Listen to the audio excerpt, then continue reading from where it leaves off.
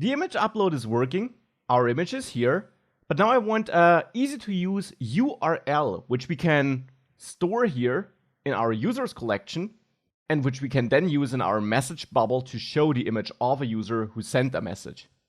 Now getting such a URL is thankfully very easy. Once we uploaded this, we can use our ref here again, and on that ref you can call getDownloadURL. And this returns a future, or gives you a future that will actually retrieve a long-lived URL, which is usable by anyone who has that URL to view that image. And that's great because that means that in the future we don't have to use the Firebase storage package to scan through all our files and find the file for a specific user. Instead, we can just store a direct link to the image for every user. So let's await this. And we should get the URL here in the end once this is resolved. So that URL is then what I want to store here in my users collection. So I store the file with Firebase storage, but in my extra user data, I store a pointer, a URL to that file. So image URL here can just be that URL which we're getting with getDownloadURL. And this hopefully does the trick. If we save this and we try this one more time, if I log out and we create a brand new account,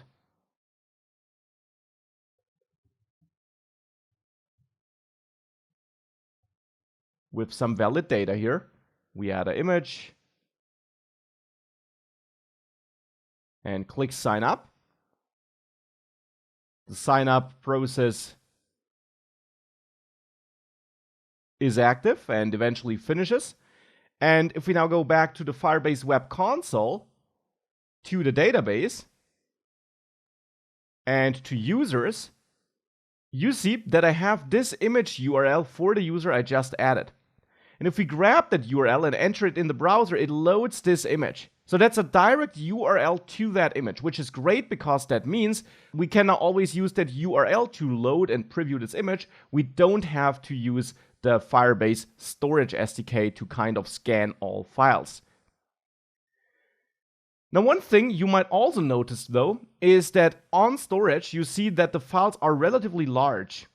Here, around 200 kilobytes. And if you're using a higher resolution camera, that might be even bigger. And that's way too big for an image, which I'll just show here next to the chat message. I don't need such a huge image here. So in order to save storage and in order to make sure that this all loads and uploads fast, I actually will go back to the user image picker, where we call pick image on the image picker package. And besides the source, we can, for example, also set the image quality here and set this to 50. It should be a value between 0 and 100, and I'll set it to 50, which is a way worse quality, but should still be good enough. We can also set a max width and height here to ensure that this is not too large. And since I only need a tiny image, I'll set the max width to 150. So this should now actually give us a much smaller image, which is way faster to upload and way smaller to store. So if we give that a try, we log out and create yet another new user.